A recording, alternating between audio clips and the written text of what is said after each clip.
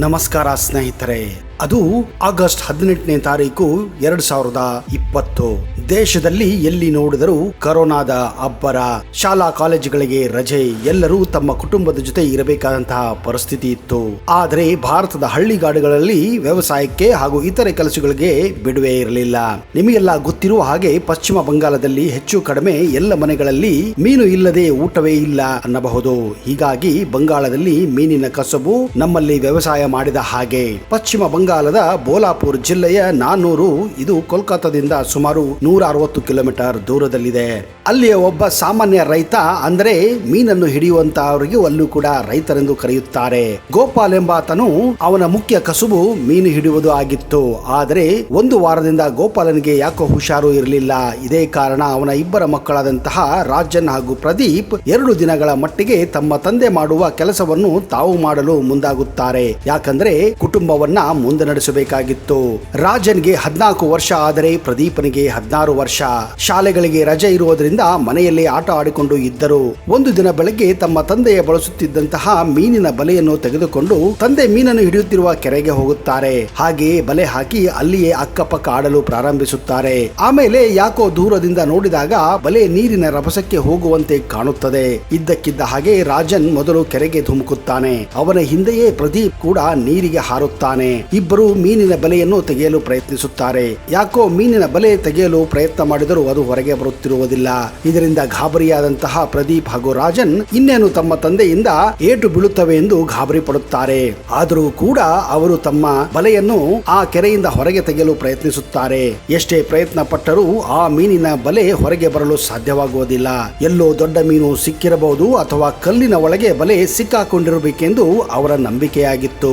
ಇದೇ ಕಾರಣ ಪದೇ ಪದೇ ನೀರಿನ ಒಳಗೆ ಹೋಗಿ ಬಲೆಯನ್ನು ಬಿಡಿಸುವ ನಿರಂತರ ಪ್ರಯತ್ನ ಮಾಡುತ್ತಾನೆ ಇರುತ್ತಾರೆ. ಆದರೆ ಮುಂದೇನಾಯಿತು? ಆ ಬಲೆ ಅವರಿಗೆ ಸಿಗುತ್ತಾ? ಆ ಬಲೆಯಲ್ಲಿ ಏನಾದರೂ ಸಿಕ್ಕಿತ್ತಾ? ಮುಂದೆ ರಾಜನ್ ಹಾಗೂ ಪ್ರದೀಪ್ಗೆ ಏನಾಯಿತು? ಈ ಎಲ್ಲ ಸಮಗ್ರ ಮಾಹಿತಿಯನ್ನ ಈ ವಿಡಿಯೋದಲ್ಲಿ ನಿಮಗೆ ಕೊಡಕ್ ಹೋಗ್ತಾ ಇದ್ದೀನಿ. ಒಂದು ವೇಳೆ ನೀವು ಈ ಚಾನಲ್ ಅನ್ನ ಇನ್ನೂ ಸಬ್ಸ್ಕ್ರೈಬ್ ಮಾಡದೇ ಇದ್ರೆ ದಯವಿಟ್ಟು ಈಗಲೇ ಸಬ್ಸ್ಕ್ರೈಬ್ ಮಾಡಿ, ಜೊತೆಗೆ ಬೆಲ್ ಐಕನ್ ಕೂಡ ಪ್ರೆಸ್ ಮಾಡಿ.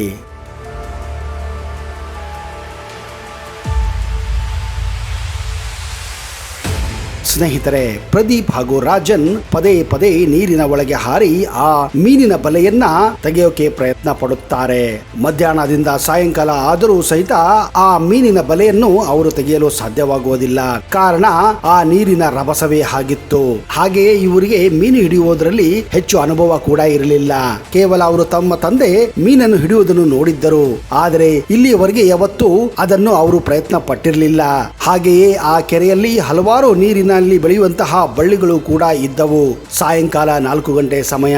ಕೊನೆಗೆ ರಾಜನ್ ಹೇಗೋ ಮಾಡಿ ಆ ಬಲೆಯನ್ನು ಬಿಡಿಸುತ್ತಾನೆ. ಹಾಗೆ ಅದನ್ನು ಹೊರಗೆ ತರಲು ಪ್ರಯತ್ನ ಮಾಡುತ್ತಾನೆ. ಪ್ರದೀಪ್ನು ಕೂಡ ಅವನಿಗೆ ಸಹಾಯ ಮಾಡುತ್ತಾನೆ. ಹೀಗೆ ಕೆರೆಯಲ್ಲಿ ಸಿಕ್ಕಿ ಹಾಕೊಂಡಿದ್ದ ಬಲೆಯನ್ನ ಅವರು ಹೊರಗೆ ತೆಗೆಯುತ್ತಾರೆ.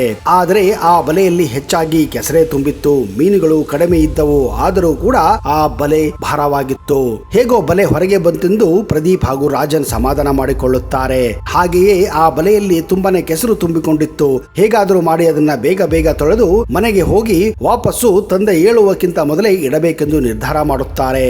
ಹಾಗೆ ಆ ಬಲೆಯನ್ನು ಹೊರಗೆ ತೆಗೆದು ದಂಡೆ ಮೇಲೆ ಇಟ್ಟು ಅದನ್ನ ನೀರಿನಿಂದ ತೊಳೆಯಲು ಪ್ರಾರಂಭಿಸುತ್ತಾರೆ. ಅದರಲ್ಲಿ ತುಂಬಾನೇ ಕೆಸರು ಹಾಗೂ ನೀರಿನಲ್ಲಿ ಬೆಳೆಯುವಂತಹ ಸಸಿಗಳು ತುಂಬಿಕೊಂಡಿದ್ದವು. ಈಗ ನೋಡಿ ಕಾದಿತ್ತು ಒಂದು ಅಚ್ಚರಿಯ ಸಂಗತಿ. ಹೌದು, ಹೇಗೆ ಅವರು ಆ ಕೆಸರನ್ನು ತೆಗೆಯಲು ಪ್ರಾರಂಭಿಸುತ್ತಾರೋ ಹಾಗೆ ಅವರಿಗೆ ಕೊರೆಯಲ್ಲಿ ಸಿಕ್ಕಿತ್ತು ಒಂದು ತಾಮ್ರದ ಕೊಡ. ಆ ತಾಮ್ರದ ಕೊಡವನ್ನು ನೋಡಿದಾಗ ಪ್ರದೀಪ್ ಹಾಗೂ ರಾಜನ್ ಇಬ್ಬರು ಆಶ್ಚರ್ಯ ಹಾಗೂ ಗಾಬರಿ ಪಡುತ್ತಾರೆ. ಆಗ ರಾಜನ್ ಹಾಗೂ ಪ್ರದೀಪ್ ಇಬ್ಬರು ಆ ಕೊಡವನ್ನು ಹೊರಗೆ ತೆಗೆಯುತ್ತಾರೆ ಹಾಗೂ ಅದನ್ನ ದಂಡೆಯ ಮೇಲೆ ತಂದು ಚೆನ್ನಾಗಿ ನೀರಿನಿಂದ ತೊಳೆದು ಆ ಕೊಡದಲ್ಲಿ ಕೈ ಹಾಕಿದಾಗ ಅವರಿಗೆ ಸಿಕ್ಕಿದ್ದೇ ಚಿಕ್ಕ ಚಿಕ್ಕ ಚಿನ್ನದ ಮೂರ್ತಿಗಳು ಹಾಗೂ ಚಿನ್ನದ ಹಲವಾರು ನಾಣ್ಯಗಳು.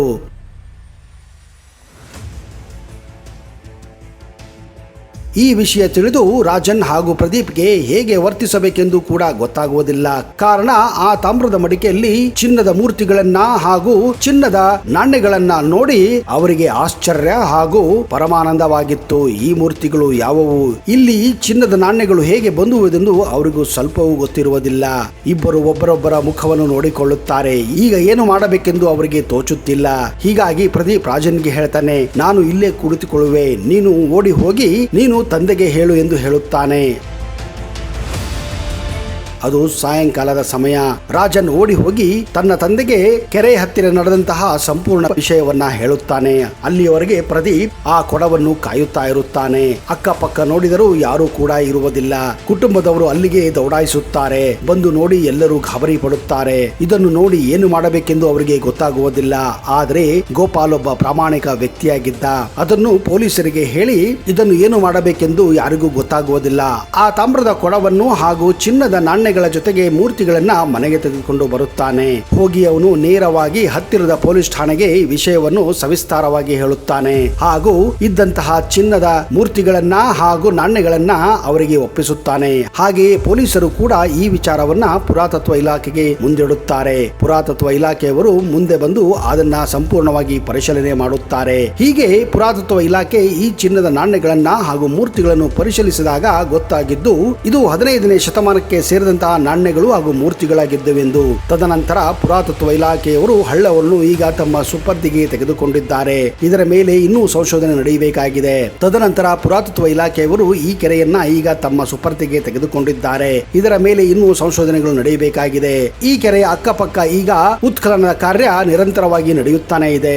ಹೌದು, ಹಿಂದೆ ಬೋಲಾಪುರ ಹಲವಾರು ಸಾಮ್ರಾಜ್ಯಗಳಿಂದ ಆಳಲ್ಪಟ್ಟಿತ್ತು. ಅದರಲ್ಲಿ ಮುಖ್ಯವಾಗಿ ಮೌರ್ಯ ಸಾಮ್ರಾಜ್ಯ ಈ ಪ್ರದೇಶವನ್ನ ಆಳಿತ್ತು ಎಂದು ನಂಬಲಾಗಿದೆ. ನಿಮಗೆಲ್ಲ ಗೊತ್ತಿರುವ ಹಾಗೆ ಮೌರ್ಯ ಸಾಮ್ರಾಜ್ಯ ತನ್ನ ಸಂಪತ್ತಿಗೆ ಹೆಸರು ಮಾಡಿತ್ತು. ಅದಕ್ಕೊಂದು ಚಿಕ್ಕ ಉದಾಹರಣೆಯೇ ಇಲ್ಲಿ ಸಿಕ್ಕಿರುವಂತಹ ಪುರಾತನ ನಾಣ್ಯಗಳು ಹಾಗೂ ಚಿನ್ನದ ಮೂರ್ತಿಗಳು. ಬೋಲಾಪುರ ಸುತ್ತಮುತ್ತ ನಿಧಿಗಳು ತುಂಬಾ ಇದೆ ಎಂದು ಪುರಾತತ್ವ ಇಲಾಖೆಯವರು ಈಗ ಸ್ಪಷ್ಟಪಡಿಸಿದ್ದಾರೆ. ಅಂದ ಹಾಗೆ ಗೋಪಾಲ್ ಮತ್ತು ಕುಟುಂಬಕ್ಕೆ ಪುರಾತತ್ವ ಇಲಾಖೆ ಇತ್ತೀಚೆಗೆ 10 ಲಕ್ಷ ಬಹುಮಾನವನ್ನು ಕೊಟ್ಟು ಅವರ ಪ್ರಾಮಾಣಿಕೆಯನ್ನು ಕೊಂಡಾಡಿದ್ದಾರೆ. ಸ್ನೇಹಿತರೆ, ಇಂತಹ ಪ್ರಾಮಾಣಿಕ ಜನರು ಸಿಗುವುದು ತುಂಬಾ ಕಷ್ಟ. ನಿಧಿ ಸಿಕ್ಕಾಗ ಎಲ್ಲರೂ ತಾವೇ ಬಚ್ಚಿಟ್ಟು ಶ್ರೀಮಂತರಾಗಲು ಬಯಸುತ್ತಾರೆ. ಆದರೆ ಇಲ್ಲಿ ನಡೆದಿದ್ದೇ ಬೇರೆ. ಇಂತಹ ಹಲವಾರು ವಿಶಿಷ್ಟ ಹಾಗೂ ವಿಸ್ಮಯಕಾರಿ ವಿಷಯಗಳನ್ನ ಮುಂದಿನ ಸಂಚಿಕೆಗಳಲ್ಲಿ ಕೊಡಲು ಪ್ರಯತ್ನ ಮಾಡುತ್ತೇನೆ. ಅಲ್ಲಿಯವರೆಗೆ ಜೈ ಹಿಂದ್, ಜೈ ಕರ್ನಾಟಕ ಅಂಡ್ ಟೇಕ್ ಕೇರ್.